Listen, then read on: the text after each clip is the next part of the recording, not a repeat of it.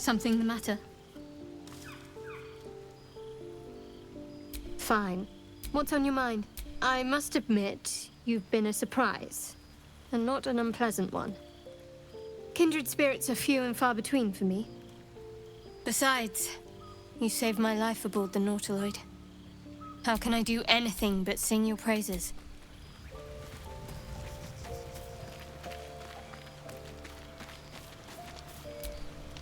What's on your mind?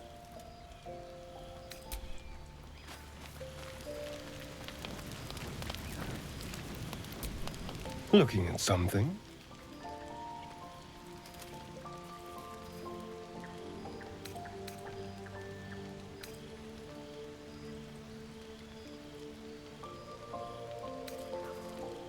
The only benefit to a mirror when you have my condition, it doesn't quite make up for the lack of a reflection, mind you.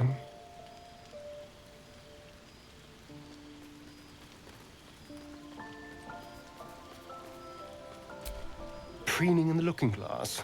Petty vanity? Of course I miss it. I've never even seen this face. Not since it grew fangs and my eyes turned red. I don't know. I can't remember.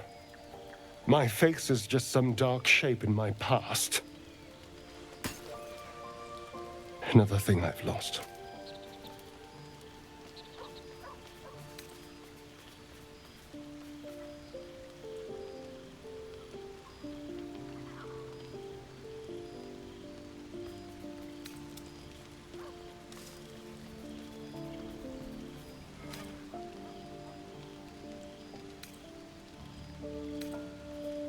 And what do you see, exactly?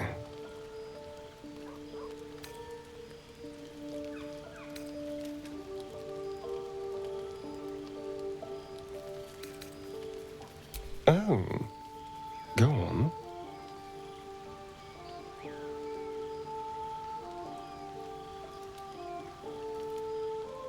Very good. Now just tell me I'm beautiful and we can call it a day.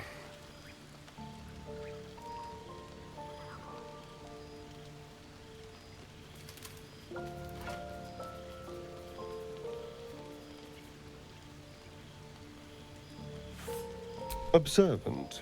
Mirrors aren't much use, but being reflected in someone else's eyes? Well, I could do worse.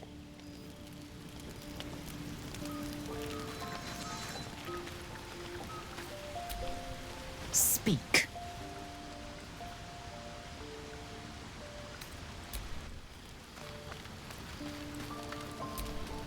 Well met.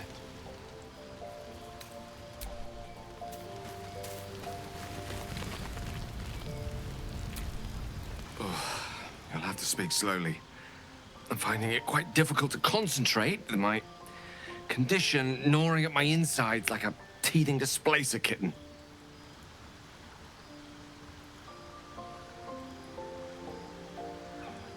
That is most gratifying to hear. May I?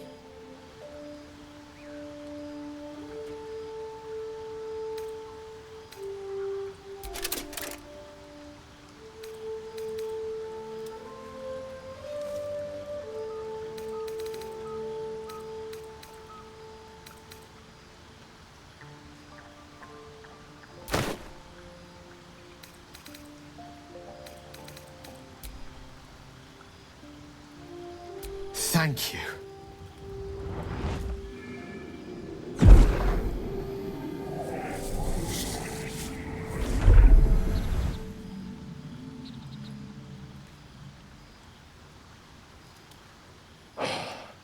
Good gods. I don't know what to make of this. 3 artifacts is a positive glut of magic. Yet my hunger only grows.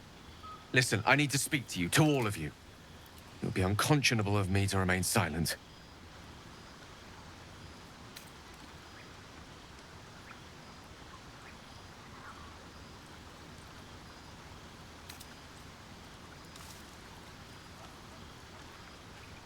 I might just be about to remedy that. You have to know who I was.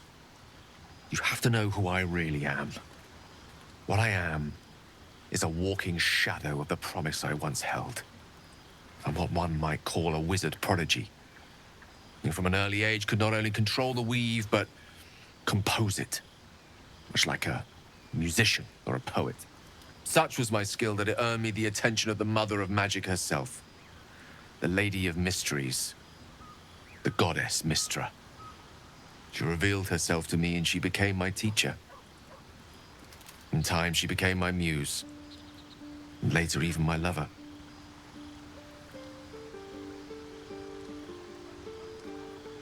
Oh, yes. We enjoyed each other's company. Body, mind, and soul. But even so, I desired more. You see, no matter how powerful a wizard we mortals can become, we never scratch more than the surface of the weave. Mystra keeps us in check. There are boundaries she doesn't let us cross. Yet, every time I was with her, I stood on the precipice, gazing into the wonders that lay beyond. I sought to cross her boundaries.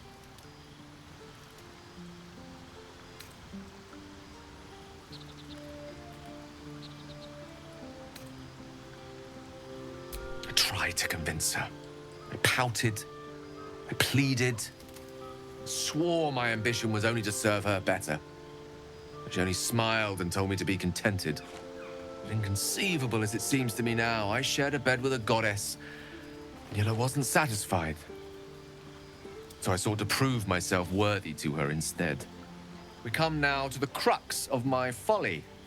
Shall I share the story behind it, or would you rather head straight to its sordid finale?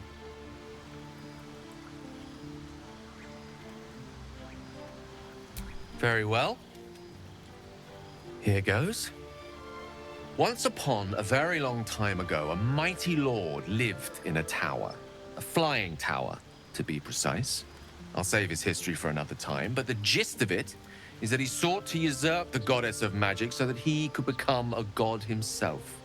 He almost managed, but not quite. His entire empire, Netheril, came crashing down around him as he turned to stone. The magic that was unleashed that day was phenomenal. Roiling like the prime chaos that outdates creation. Even the weave itself could not withstand the onslaught.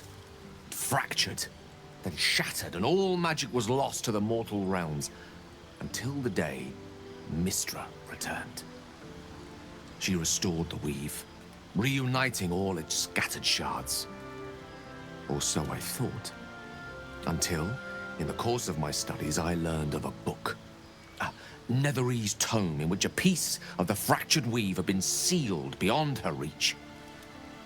What if, I thought, what if, after all this time, I could return this lost part of herself to the goddess?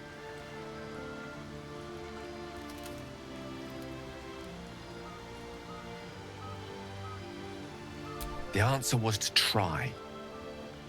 The outcome was to fail. I was certain that this deed of raw power, draped in romance, would convince Mystra to take me by the hand and welcome me into her hitherto forbidden domains. I was mistaken. I obtained the fabled book and took it into my study. As for what happened next... Here. Place your hand over my heart. Let me show you.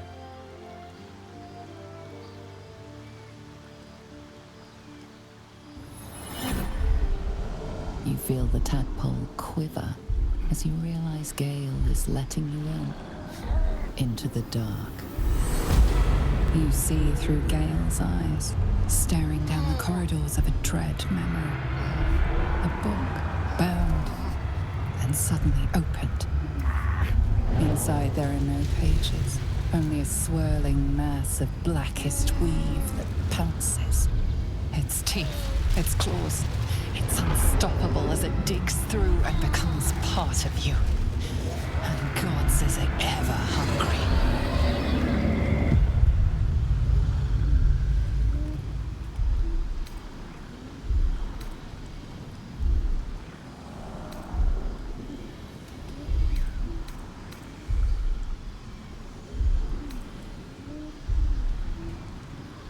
Thankfully, the moment I absorbed the fragment wasn't enough to kill me outright. It was only the beginning.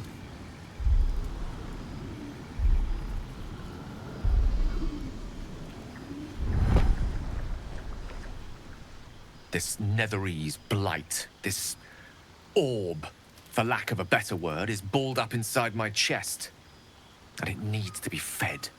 As long as I absorb traces of the weave from potent enough sources, it remains quiet. Were it ever to fully destabilize, however.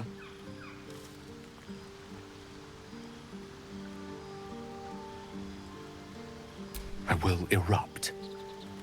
I don't know the exact magnitude of the eruption, but given my studies of Netherese magic, I'd say even a fragment as small as the one I carry, it'd level a city the size of Waterdeep.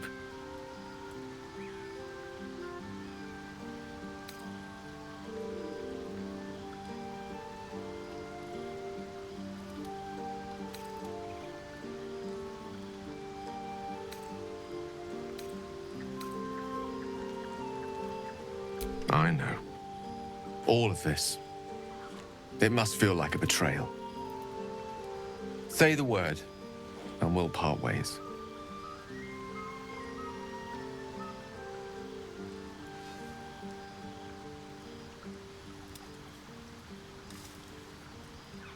That is a great relief.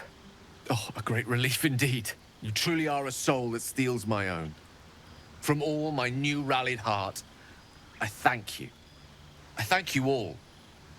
I understand if you stand against me. I'm humbled if you stand with me.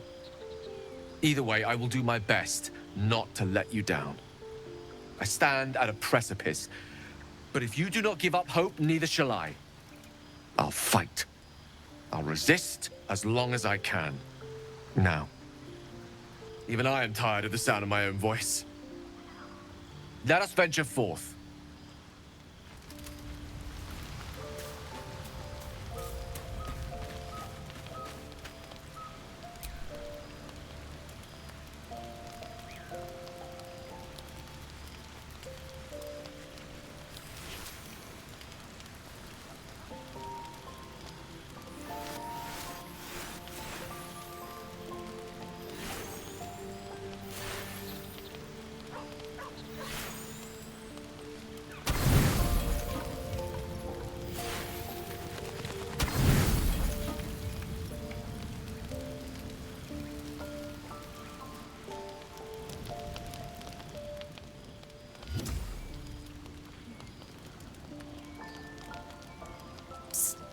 Hey, soldier.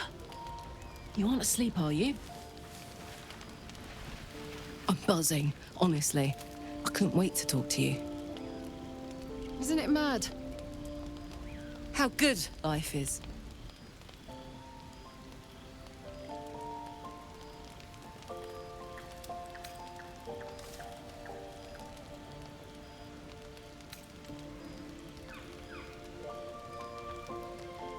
Thank the gods. I was afraid I was the only one. 10 years is a long time to be trapped in the hells.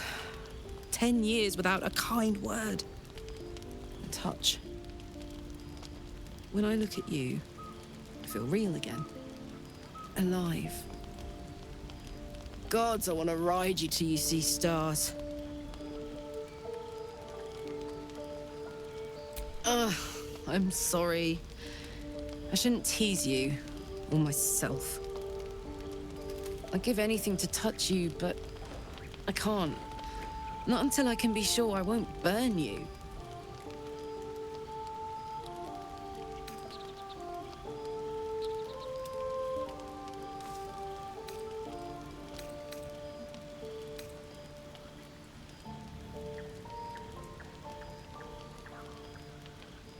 Sleep on it, maybe. If you've thought of something by morning, I'd love to know. For now, it's enough just to know you care enough to try.